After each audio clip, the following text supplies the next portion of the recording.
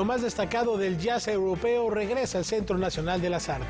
Y se acerca el Festival Internacional de Cine Silente con una propuesta de revaloración y rescate del séptimo arte. Rafael García Villegas, qué alegría estar contigo. Mi querida Laura Barrera, amigos del auditorio, bienvenidos a Noticias 22. Hola, Laura Regis, en la traducción de lenguas de seña mexicana. Y sin más preámbulo, vamos a dar paso a la información. Sí, algo muy interesante, atractivo. Fíjense que la herencia musical y cultural de México está a un clic de distancia.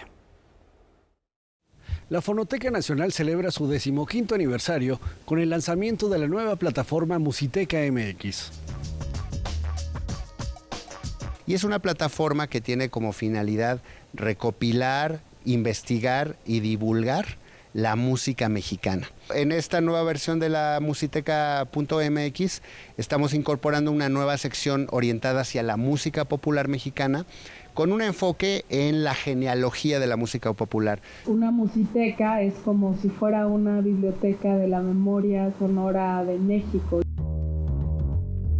Esta plataforma, que fue creada en el año 2018, ahora albergará más de 10,000 archivos, entre audios, fotografías, partituras y documentos, provenientes de 11 colecciones institucionales, como Canal 22, Canal 11, el IMBAL, el INA, el Archivo General de la Nación, el Museo del Estanquillo, el Festival Internacional Cervantino y el Instituto Nacional de los Pueblos Indígenas.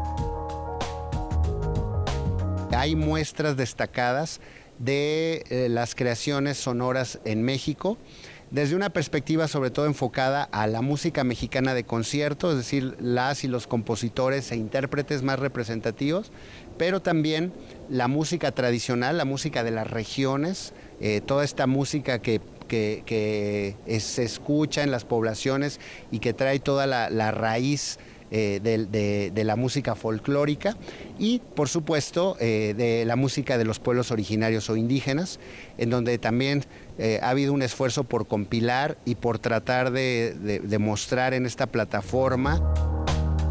Esos documentos fueron seleccionados por expertos, quienes hicieron un rastreo minucioso para ofrecer grabaciones históricas previas a 1948, en donde el usuario podrá descubrir el origen de los géneros musicales a partir de la fonografía. Si un archivo no tiene estas salidas, pues se convierten en archivos muertos, y los archivos tienen que tener invitaciones a la vida, a la memoria, a recordar, a imaginar. La plataforma Musiteca MX se convierte en una ventana a la música de México, pero también en un lugar de conocimiento.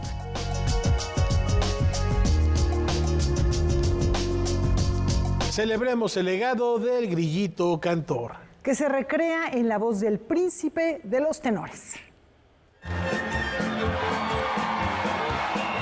Una vez más, Javier Camarena tomará el escenario de El Cantoral para evocar la obra de Francisco Gabilondo Soler. En la ratonera ha caído un ratón con sus 2 pistolas y su traje de cowboy. En un mundo en el que está todo tan... los niños de hoy están tan sobreexpuestos, tan sobresaturados de información, algo que pueda de una u otra manera captar su atención y estimular su imaginación, yo creo que es tan necesario como lo ha sido siempre. El comal le dijo a la olla: no se arrime, fuchi, fuchi. Serán 25 canciones las que darán color a este espectáculo del 11º Festival Artístico de Otoño. Un concierto similar al que se vivió en 2016, pero para este año se han incluido 6 canciones nuevas en el programa, además de los grandes clásicos de Cricri. Cada quien se imagina a su teté, cada quien se imagina a su ropavejero, cada quien se imagina a su chivo ciclista. Lo que hace tan único a Cricri es esta facilidad de crear estos personajes, de crear estos universos, y además de todo, este dominio tan bárbaro que tenía de todos estos estilos musicales tan diversos. Javier Camarena recientemente debutó como Romeo en Bilbao.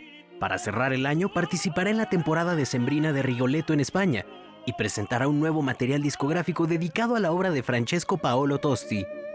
El 2 de noviembre pasado realizaría una presentación en el Fórum Mundo Imperial de Acapulco para la Fundación Corazón Guerrero, pero dadas las circunstancias, el concierto se pospuso. Y hemos replanteado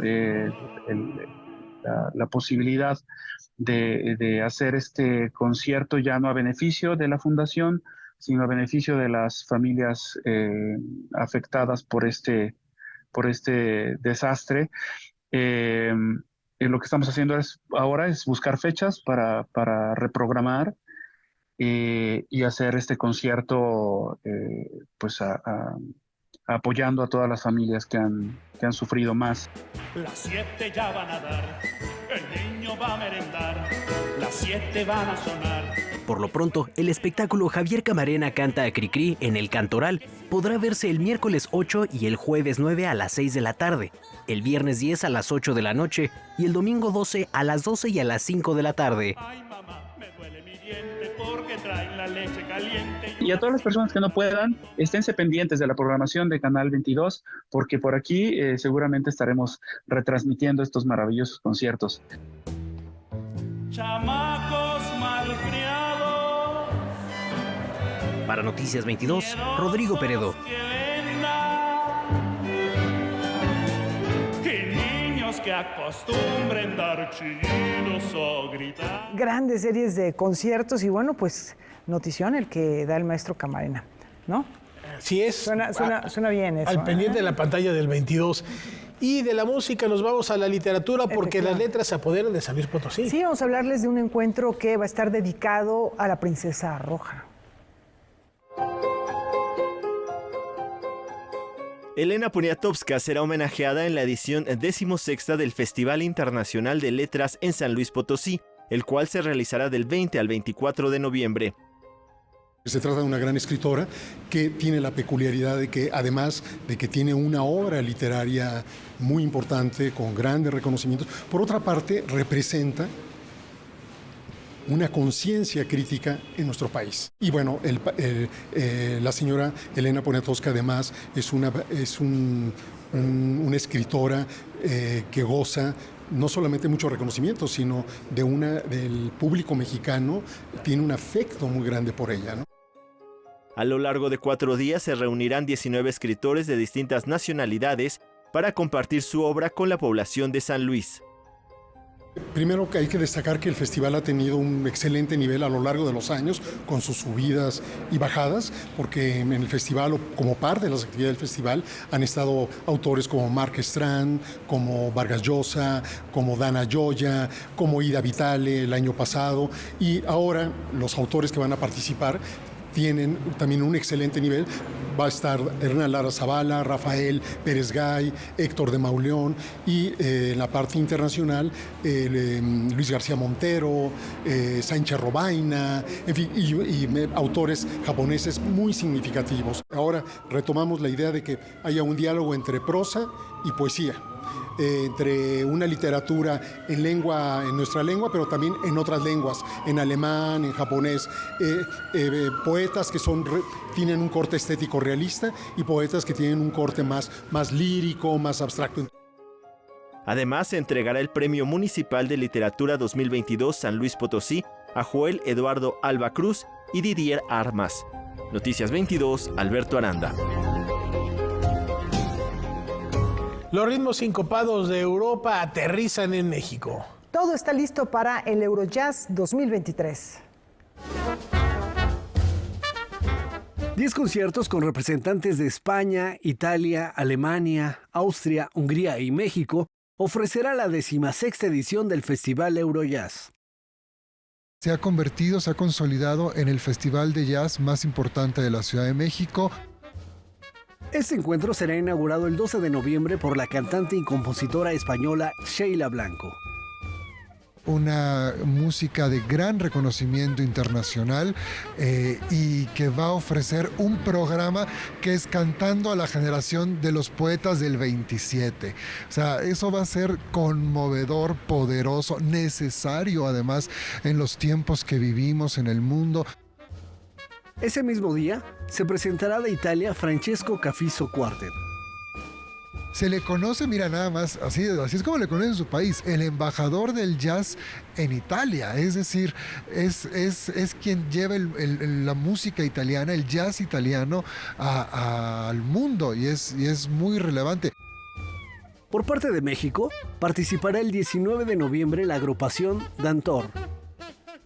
Dantor, un grupo de jazz experimental encabezado por Daniel Torres, que están haciendo una investigación musicológica muy seria sobre cómo suena el jazz en México, cómo se conecta con otros sonidos tradicionales y no tan tradicionales. Está lleno de una cantidad de influencias muy complejas. El resto de la cartelera lo integra Shamrock de Irlanda, Eurojazz Master de Polonia, La Shangrey de Eslovaquia, Sketchbook Quartet de Austria, Checo Collective de Países Bajos, así como Angélica Nischer y Mabe Frati de Alemania. Son propuestas que fusionan el jazz con ritmos con funk, soul, el rock y la electrónica.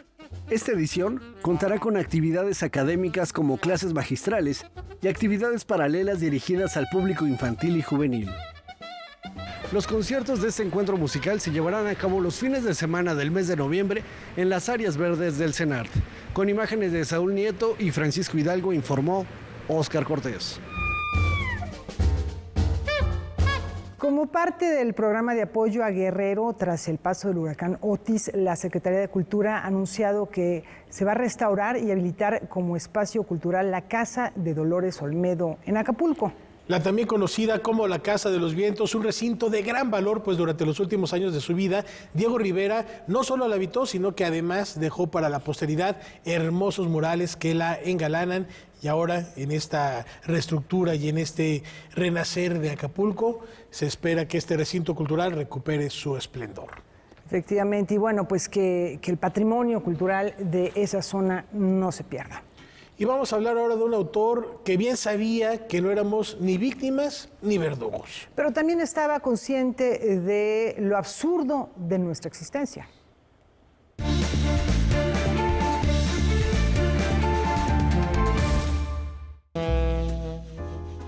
Galardonado con el Nobel de Literatura en 1957, Albert Camus dejó un legado literario y filosófico que lo ha hecho ampliamente reconocido por su contribución al existencialismo. Aficionado desde muy temprana edad por las letras y las artes escénicas, fundó una compañía teatral con la que ofreció presentaciones de obras clásicas a la clase obrera. Camus empezó a ser conocido en 1942, cuando publicó El extranjero, considerada su obra maestra, y El mito de Sísifo, textos que se complementan y que reflejan la influencia que tuvo el existencialismo sobre él. Por otro lado, La peste, adaptada posteriormente al cine, es una obra que supone un cierto cambio en su pensamiento. La idea de la solidaridad y la fuerza humana frente a la tragedia de vivir se impone a la nación del absurdo. Formó parte de la resistencia francesa durante la ocupación alemana y se relacionó con los movimientos libertarios de la posguerra. El 4 de enero de 1960, Albert Camus perdió la vida en un accidente de tráfico. En sus restos se encontró un boleto de tren que Camus decidió no utilizar, además de un maletín negro que contenía el manuscrito de El primer hombre, una obra autobiográfica publicada póstumamente. A 110 años de su nacimiento, hoy conmemoramos a uno de los más influyentes pensadores y escritores del siglo XX. Noticias 22, Alfonso Popoca.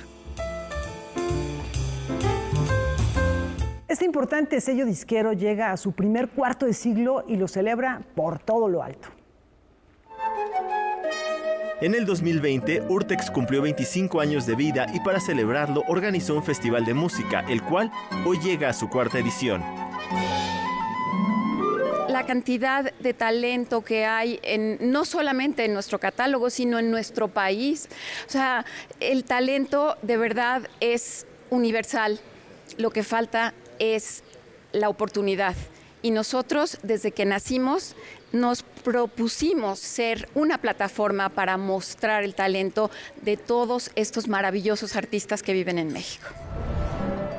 Para esta edición, la cual será del 30 de noviembre al 3 de diciembre, las actividades comenzarán en el Museo Caluz para continuar en los distintos espacios del Franz Mayer.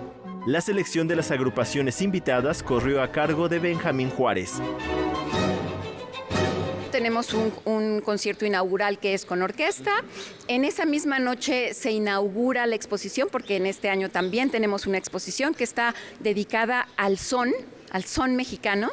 Entonces, bueno, va a ser eso un agasajo. Les anticipo, les adelanto que en el concierto inaugural va a haber 4 obras con solistas, entre las cuales está Mono Blanco Sinfónico. Entonces, vamos a terminar el concierto con Mono Blanco Sinfónico, que tiene que ver muy directamente con el son, evidentemente con el son jarocho.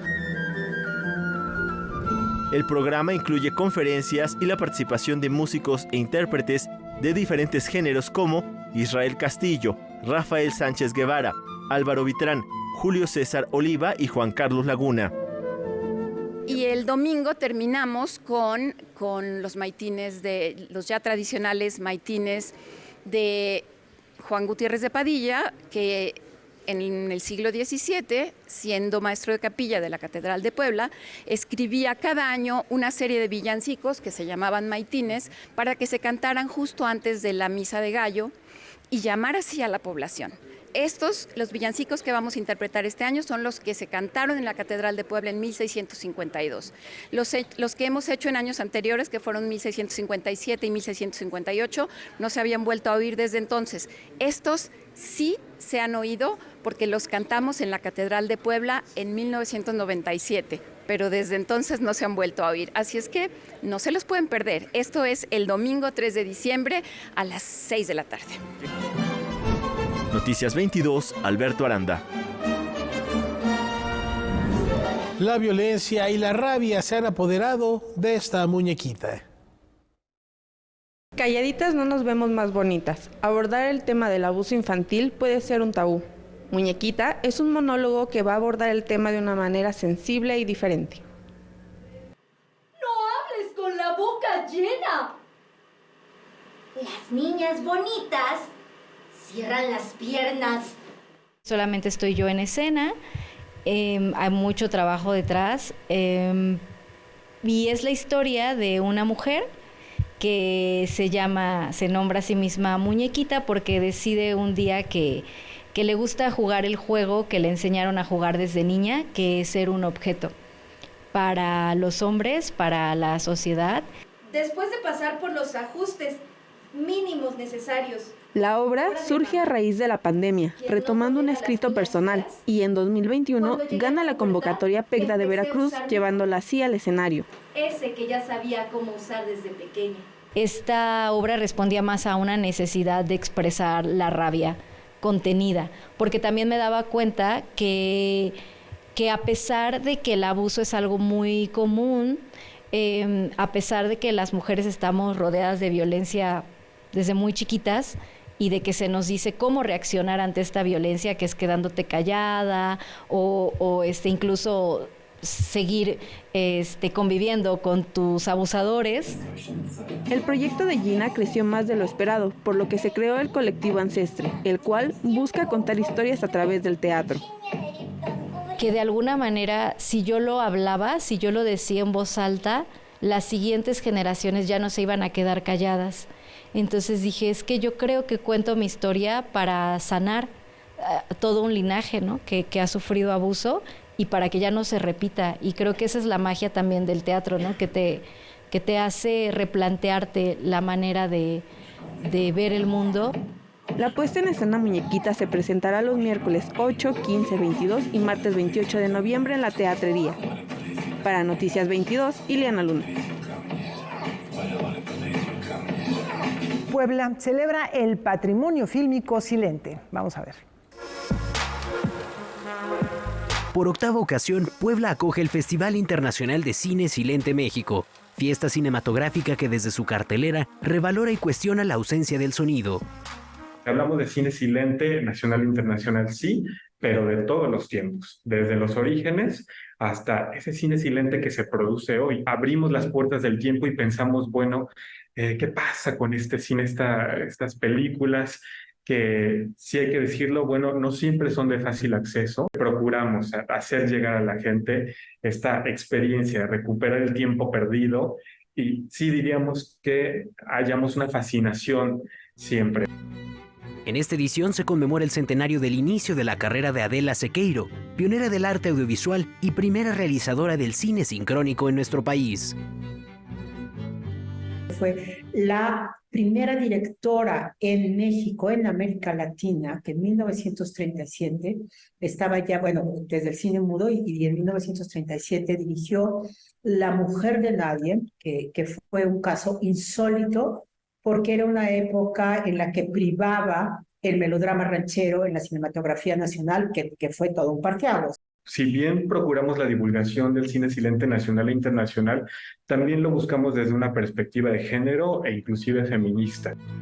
La mujer de nadie se proyectará en el Teatro de la Ciudad de Puebla. Argentina estará presente con el largometraje En pos de la tierra de Antonio de Franza. Se musicalizará en vivo el cortometraje The Night Rider de Jay Hunt. Y a su vez, se realizará una recopilación retrospectiva del cine silente contemporáneo. La Escuela de Cinematografía y Medios Audiovisuales Cinema y la Alianza Francesa de Puebla también son sedes del 8º Festival Internacional de Cine Silente. Algunas actividades se podrán seguir a través de la página oficial de Facebook. Para Noticias 22, Rodrigo Peredo. ¿Y qué les parece si ahora exploramos la creación artística a partir de aquello que escapa a nuestros ojos? Estas réplicas de obras emblemáticas fueron creadas por alumnos de la Confederación Mexicana de Organizaciones en favor de la persona con discapacidad intelectual. Ellos se dedican a incluir a personas con discapacidad intelectual en la sociedad. Fueron desarrolladas como parte de una estrategia de enseñanza durante el taller que impartió la artista mexicana. Colocó sobre la mesa obras de Francisco Toledo, Leonardo da Vinci, Frida Kahlo, Rufino Tamayo, Andy Warhol, y cada alumno escogió una para representarla. Yo se las pego con un masking tape, les pongo el lienzo blanco, les pongo las pinturas que ellos me dicen y los oriento un poco. De ese ejercicio surgieron pinturas desarrolladas en diversas técnicas que forman parte de la exposición titulada Lo no visible a través del arte. El arte es un recurso, bueno, una forma de vida, donde se vale todo, donde hay reglas, pero tú puedes romper todas las reglas y no estás realmente haciéndole daño a nadie. Se pueden romper todas las reglas, incluso te puedes equivocar y un error puede significar muchas veces la mejor oportunidad, otra perspectiva para plantear tu obra y para poder lograr un lenguaje tuyo, un lenguaje diferente, un lenguaje que se expresa más y que dice más, que aporta más. Esta muestra está integrada por 48 obras creadas por artistas de 17 a 63 años.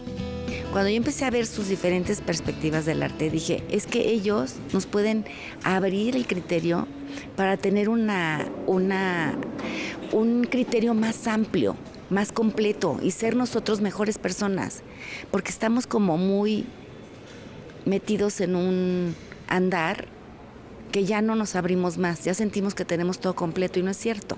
Y al mismo tiempo, lo que quiero es como que las familias que tienen personas con discapacidad intelectual vean también que a través del arte pueden expresarse muy bien. Esta muestra permanecerá hasta el 17 de diciembre en la Biblioteca Vasconcelos. Con imágenes de Daniel Rodríguez y Enrique Varela, informó Óscar Cortés. Tenemos una muy breve pausa, más información en unos instantes. Por supuesto, literatura, artes plásticas, cine, no se vayan, ya volvemos.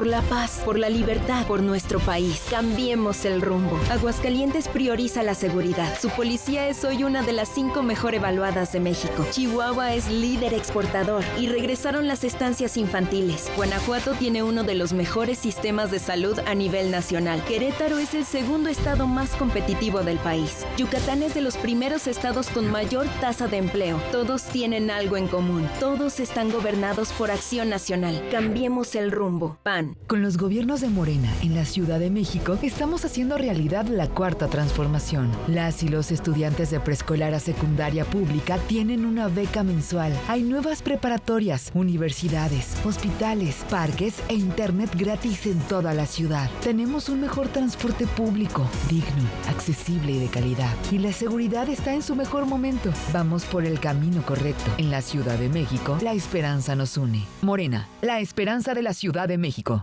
Con cada latido, las mentiras tiemblan. Con cada latido se acerca más la verdad. Con cada latido, los rencorosos tiemblan. Con cada latido, la incompetencia se va. Porque otro México es posible. Con seguridad, sin divisiones, con igualdad. Con cada latido, nos acercamos más a la victoria. Porque somos millones los que queremos para México un gobierno de verdad. PRD. Cuando los gobiernos del PRI creamos los libros de texto gratuito, no pensamos en el partido, pensamos en tus hijos. Cuando creamos el plan de vacunación más grande del mundo, pensamos en tus hijos y no en el partido. Cuando creamos los programas sociales, pensamos en tu familia. Cuando apoyamos con créditos a campesinos y a pequeños empresarios, no pensamos en el partido, pensamos en que tu familia crezca y le vaya bien. No somos perfectos, pero los priistas damos resultados y sabemos gobernar. PRI. Con los gobiernos de Morena en la Ciudad de México, estamos haciendo realidad la cuarta transformación. Las y los estudiantes de preescolar a secundaria pública tienen una beca mensual. Hay nuevas preparatorias, universidades, hospitales, parques e internet gratis en toda la ciudad. Tenemos un mejor transporte público, digno, accesible y de calidad. Y la seguridad está en su mejor momento. Vamos por el camino correcto. En la Ciudad de México, la esperanza nos une. Morena, la esperanza de la Ciudad de México. Por la paz, por la libertad, por nuestro país. Cambiemos el rumbo. Aguascalientes prioriza la seguridad. Su policía es hoy una de las 5 mejor evaluadas de México. Chihuahua es líder exportador y regresaron las estancias infantiles. Guanajuato tiene uno de los mejores sistemas de salud a nivel nacional. Querétaro es el segundo estado más competitivo del país. Yucatán es de los primeros estados con mayor tasa de empleo. Todos tienen algo en común. Todos están gobernados por Acción Nacional. Cambiemos el rumbo. PAN.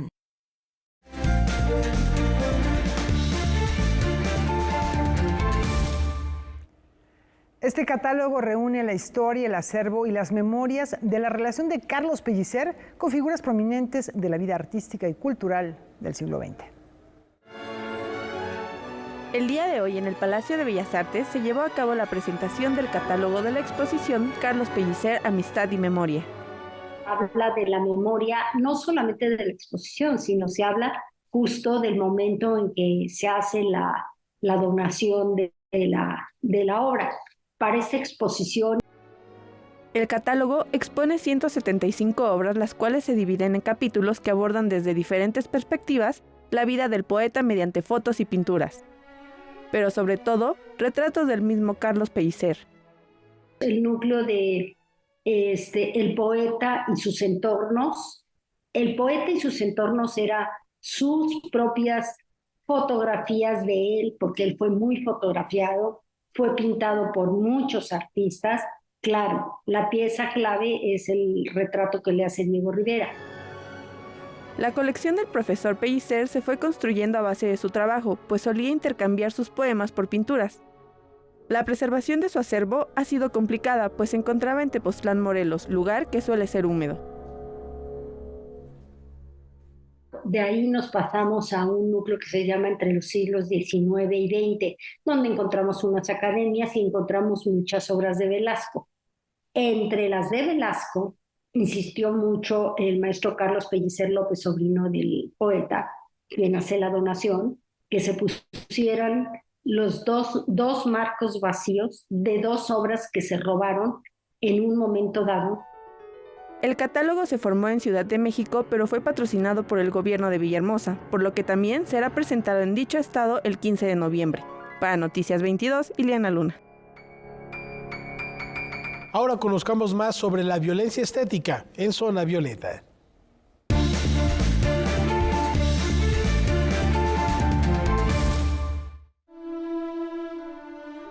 Muy buenas noches. Históricamente, las mujeres hemos estado sometidas a cumplir con ciertos cánones físicos para ser aceptadas en círculos familiares, sociales, laborales y mediáticos. Reglas escritas por el machismo han determinado estereotipos de un supuesto ideal de belleza, determinado peso, edad y color de piel, y si no se cumplen, pueden ser motivo de discriminación social y laboral. La llamada gordofobia, por ejemplo, afecta principalmente a las mujeres. La violencia estética puede desencadenar, de acuerdo con expertos, una autoexigencia que pone en riesgo la salud física y mental de las mujeres. Cumplir con ciertos prototipos físicos puede llevarlas, por ejemplo, a modificaciones estéticas riesgosas, sufrir también autolesiones o ataques de ansiedad. Hace una semana, la diputada federal Mariela López Sosa propuso una iniciativa para tipificar como violencia estética toda forma de presión familiar, laboral, social y mediática para que las mujeres cumplan con un prototipo o exigencia de cánones.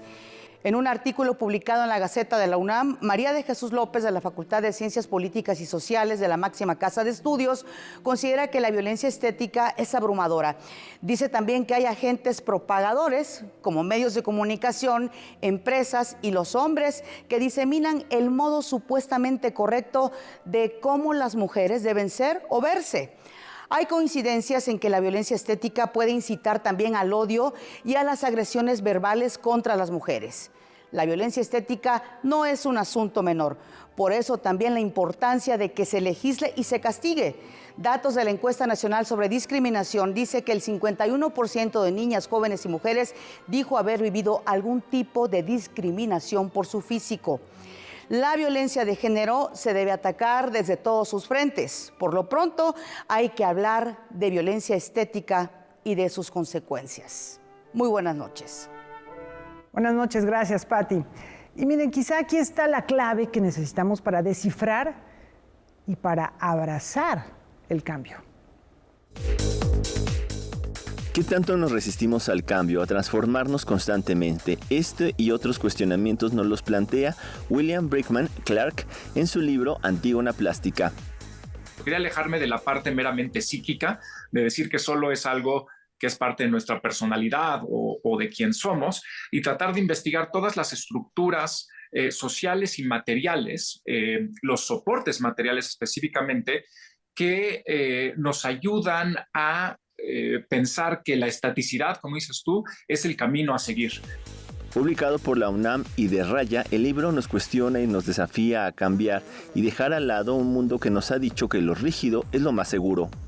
Lo que el libro dice es que quizá tenemos que empezar a pensar hacia futuro que esto tiene que cambiar, porque la tecnología, nuestra sociedad, nuestros principios se están volviendo cada vez más plásticos, ¿no?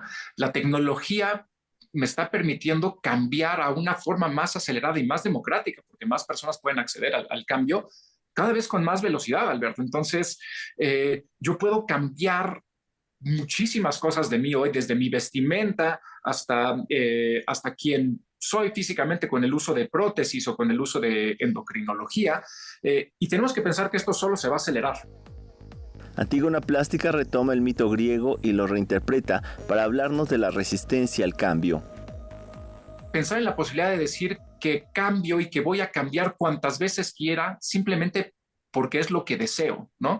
Es esta cosa que te decía al principio de la entrevista que dice Malabú de ir y venir, ¿no? Hoy puedo hacer una cosa y mañana otra, y no me tengo que quedar con esa cosa en la que me cambié. Pasado mañana puedo hacer otra cosa nueva y tal vez en 2 meses regresar a la primera y vivir en un estado constante de intercambio, ¿sí? Esto tiene la posibilidad de ser muy liberador, de ser accesible para una gran parte de la población mundial, y tenemos que empezar a verlo así.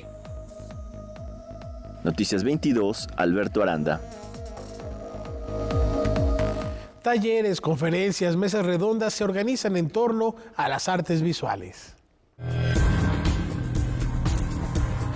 Con 20 sedes como la Cineteca Nacional, el Rule, el Faro de Oriente y el Cinema del IFAL, del 18 al 26 de noviembre se llevará a cabo la 8ª edición del Festival Internacional de Cine con Medios Alternativos y que por segunda ocasión consecutiva tendrá el tema de la inteligencia artificial como eje de su programación.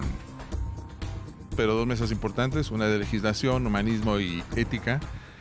Ahí va a haber diferentes personalidades del mundo de la tecnología y del gobierno, como la diputada María Eugenia Hernández, el doctor Eric Huesca, la doctora Leticia Villarreal, Claudia del Pozo, del ION Institute, entre muchos otros. Y la segunda va a ser una del impacto de la inteligencia artificial en los medios creativos.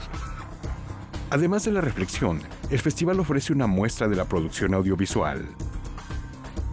Hay de competencia, tenemos 12 categorías, entre ellas inteligencia artificial, de proyectos hechos con inteligencia artificial, de realidad virtual, de proyectos transmedia, de largometraje internacional, cortometraje de ficción mexicano e internacional, y de documental e internacional, experimental y de animación.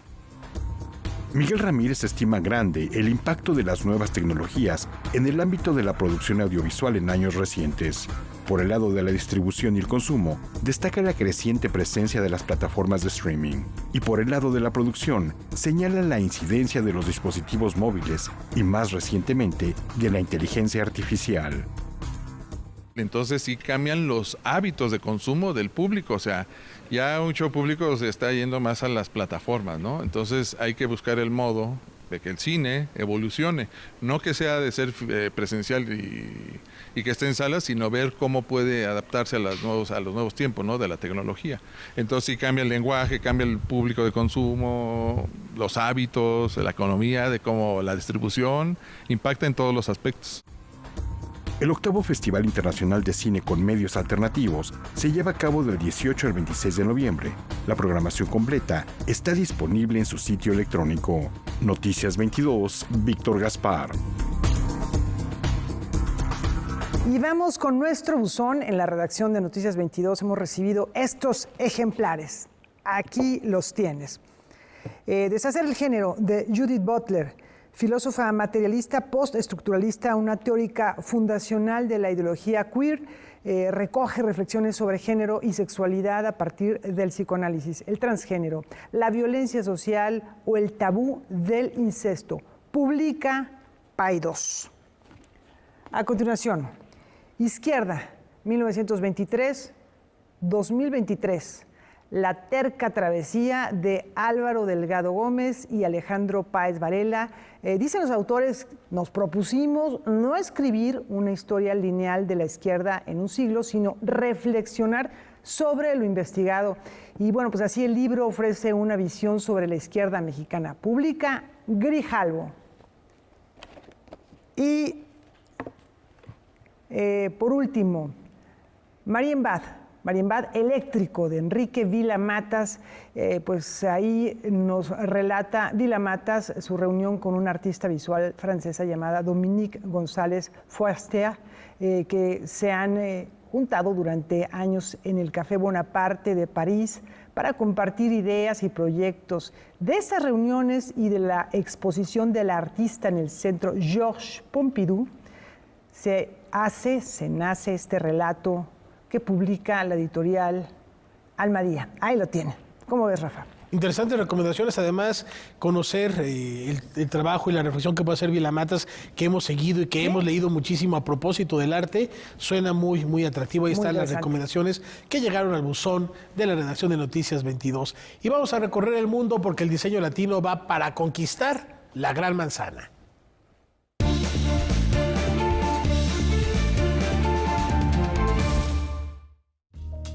El Museo de Arte Moderno de Nueva York prepara un evento sin precedentes, ya que por primera vez en su historia albergará una exposición de diseño moderno latino.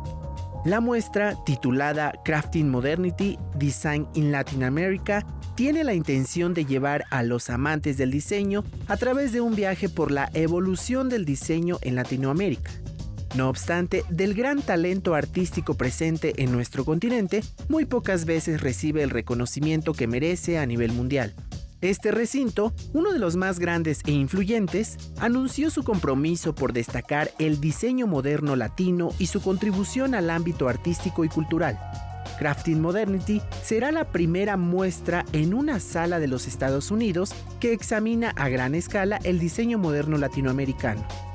La mexicana Ana Elena Mallet se encargará de la curaduría de la muestra, la cual se centrará en 6 países de la región: México, Brasil, Chile, Colombia, Argentina y Venezuela. Estas naciones compartieron procesos de modernización similares y lideraron el desarrollo del diseño moderno en América Latina. Se podrán apreciar alrededor de 150 objetos que incluyen muebles, diseño gráfico, textiles, cerámica y fotografía. Estos provienen de la colección del Museo Neoyorquino, así como de colecciones públicas y privadas de América y Europa. La exposición estará abierta al público desde el 8 de marzo hasta el 22 de septiembre de 2024. Noticias 22, Alfonso Popoca. Las letras y el fandango llegan a Tamaulipas. Tamaulipas se convertirá en la próxima sede del Fandango por la Lectura, que se llevará a cabo el 9 de noviembre a las 17 horas.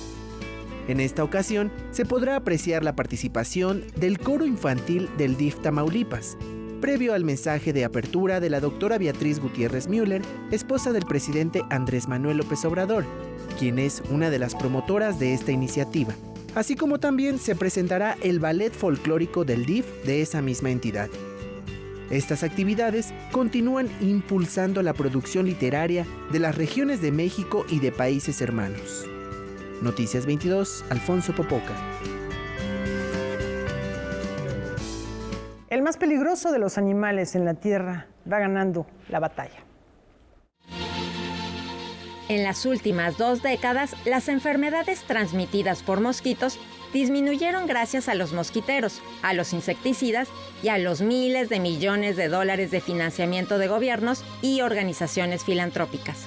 Como resultado, entre 2000 y 2019, las nuevas tecnologías para combatir estos padecimientos lograron reducir en más de 1/3 las muertes por malaria en todo el mundo, lo que señalaba que los avances en esta materia eran progresivos. O al menos, esa es la narrativa pública que se cuenta, señaló la investigación periodística realizada por The New York Times, que encontró que el mosquito ya mata a más personas cada año que cualquier otra criatura, y el número de víctimas está aumentando. De hecho, luego de décadas de estabilidad, las muertes por malaria se incrementaron en alrededor del 8% entre 2019 y 2021. ¿Las razones? 1. Los mosquitos han evolucionado para eludir estrategias que alguna vez actuaron en su contra. Por ejemplo, ante el uso cada vez mayor de mosquiteros que redujeron la población de los que viven en interiores, el número de mosquitos que prosperan al aire libre ha aumentado y los mosquiteros no pueden combatirlos tan fácilmente. Además, estos insectos voladores también han evolucionado para volverse más resistentes a los insecticidas actuales. 2. El cambio climático ha provocado que más zonas tengan climas lo suficientemente cálidos como para que prosperen las especies de mosquitos más peligrosas que transmiten enfermedades mortales. Por ejemplo, el dengue, que antes solía ser una enfermedad puramente tropical y ahora se ha extendido a Florida y Francia, o la malaria, que se propagó en Texas, Florida y Maryland, de donde había desaparecido desde hacía 20 años. Parece que los mosquitos están ganando, dijo a The New York Times Eric Ochomo, científico que lucha contra los mosquitos en Kenia. Junto a otros expertos, consideró que la Organización Mundial de la Salud y otros reguladores tardan en aprobar nuevos insecticidas y otras medidas preventivas y de mitigación, esperando acumular años de evidencia. Pero mientras tanto, la gente sigue muriendo y las crisis de salud pública no se acoplan al calendario de las revistas académicas, denunció el diario. Para Noticias 22, Katia León Monterrubio. Y cambiamos de tema porque Marta Lamas y Ana Sofía Rodríguez nos hablan del momento en que lo personal se volvió político. A finales de los años 60 y principios de los 70 surge la segunda ola del feminismo, la cual buscaba la emancipación de la mujer y su lucha por la liberación del cuerpo. En el libro Lo personal es político de Marta Lamas y Ana Sofía Rodríguez realizan una compilación de textos retomados del feminismo de esa época. Es un libro que busca un poco recrear ese momento, recrear esas agendas y a partir de ahí pues proponerle, digamos, a las feministas de hoy crear un diálogo en el que recuperen de esas agendas y de las tácticas que se dejan ver también en los textos, un poco de arsenal político para seguir dando la batalla el día de hoy.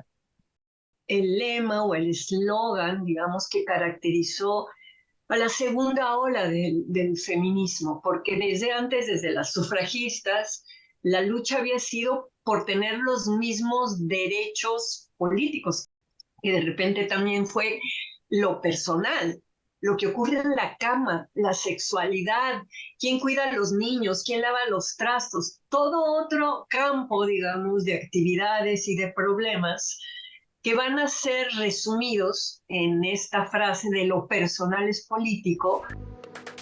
El libro se centra en representar a una corriente o grupo feminista en específico mediante autores citados o textos publicados como Rosario Castellanos, Carlos Monsiváis o FEM. De alguna manera decidimos acotarlo, no pretendemos para nada que sea el feminismo de México en los 70s. Tenemos la esperanza que otras compañeras en los estados de la República pues, se sientan motivadas de ellas a hacer su propia búsqueda. El feminismo contemporáneo, conocido como la Cuarta Ola, busca acabar con la violencia contra la mujer. Sin embargo, realizar la lectura del libro ayudará a enriquecer y conocer la lucha que hemos tenido las feministas a lo largo de los años. Leer este libro, yo creo que encontrarán los lectores pues unas reflexiones muy pertinentes, otras que no pensaban, que se han olvidado, pero también en los tonos de los textos. Hay textos muy periodísticos, hay textos muy personales, textos coyunturales, textos atemporales, ¿no? Y que usan diversos tonos que hoy ya no usamos, ¿no? Hay mucho uso de la teoría. Para Noticias 22, Ileana Luna.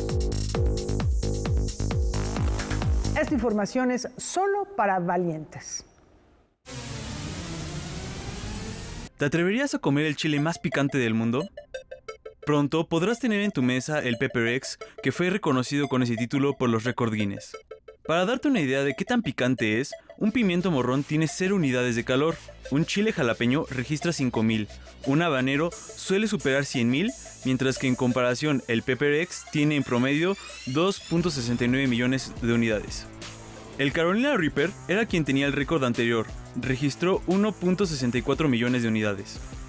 La forma de medir el picante es a través de las llamadas unidades de calor de Scoville, que se basan en los niveles de un compuesto químico llamado capsaicina, el ingrediente que le da picor a los chiles. Lo que hace la capsaicina es engañar a nuestro cerebro haciéndonos creer que estamos en peligro, emitiendo una sustancia química que activa un receptor sensible al calor llamado TRPV1 en nuestro cuerpo. Este receptor alerta a nuestro cerebro del cambio de temperatura percibido, y este responde enviando una descarga de dolor al cuerpo. Smithsonian Magazine reporta que el estadounidense Ed Curry, creador del Pepper X, manifestó sentir calor durante 3 horas y media, seguidos de intensos calambres. Para Noticias 22, Sebastián Cardona. Y estas imágenes son una provocación para echar a volar la imaginación.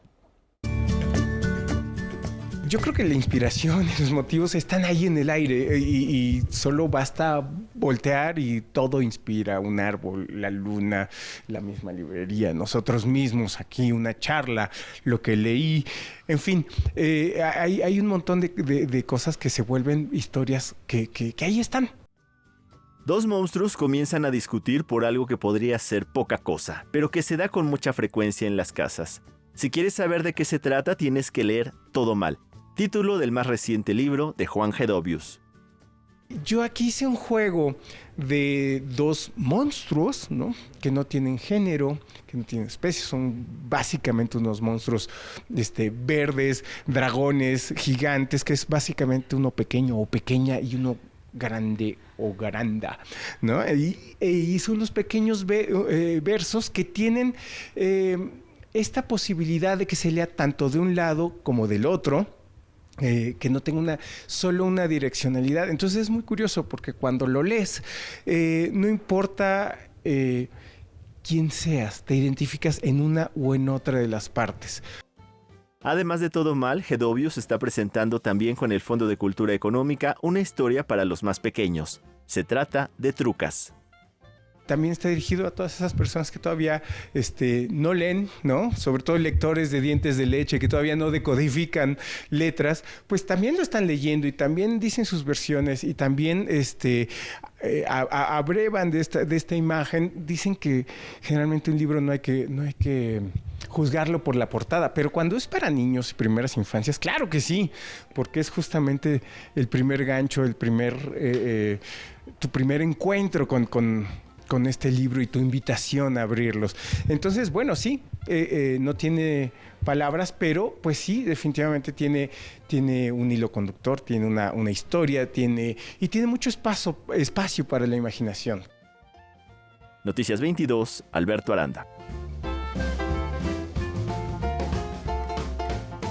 Ya nos vamos, tenemos música, los dejamos con un recuerdo del pianista y compositor alemán nacido el 7 de noviembre de 1784, Friedrich Kalkbrenner. El pedagogo de la improvisación tiene un tratado de piano muy interesante. Era tan buen pianista y quizás su nombre no le suene tanto, le tocó vivir en la época de Mozart, de Liszt, en Alemania, pero Liszt cuando lo escuchó tocar le regaló un piano. Así era de grande Werner, a quien nos recordamos y celebramos por esas técnicas innovadoras a la hora de interpretar el piano. Por supuesto, su obra no solo se limita a ese instrumento, tiene obra orquestal muy importante y alguna ópera también que nos lega para la memoria, y sobre todo destacó como un gran pianista ya en el periodo romántico. Disfrútenlo, muy buenas noches, hasta mañana.